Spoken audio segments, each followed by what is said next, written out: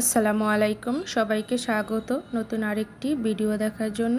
তো আজকে বাসায় অনেকগুলো কমলা আনা হয়েছে, তো সেই জন্য চিন্তা করলাম কি যে একটু কমলার জুস তৈরি করা যাক। তো যাই হোক, আমি এখানে অনেকগুলো কমলা নিয়েছি। তো কমলাগুলোর আমি সবগুলোরই খোসা ছাড়িয়ে নিয়েছি।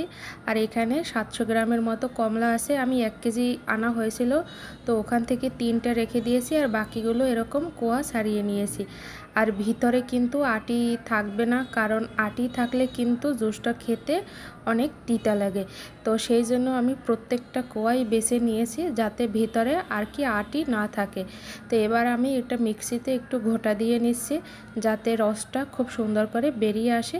এবার আমি একটা চালনি দিয়ে একটু সেঁকে নেব। এখানে আমার প্রায় 700 গ্রাম কমলা থেকে 300 গ্রামের মতো জুস বেরিয়েছে।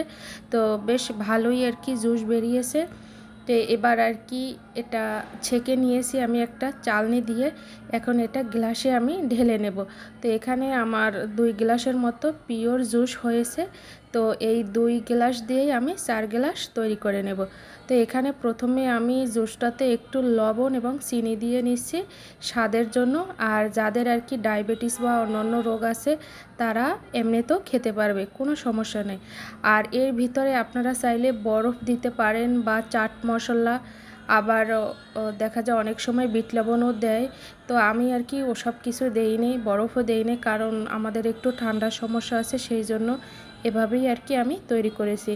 এবার 4 গ্লাসে আর কি খুব সুন্দর করে পানি ঢেলে নেব যাতে বাসায় সবাই আর কি খেতে পারে। তো পানি দেওয়ার কারণে কিন্তু এর স্বাদের কোনো কমতি হবে না, কারণ এটা কিন্তু খেতে সত্যি অনেক ভালো লাগছে, আমার কাছে অসম্ভব মজা লাগছে। কমলা কিন্তু চিবিয়ে চিবিয়ে খেতে অনেক সময় লাগে।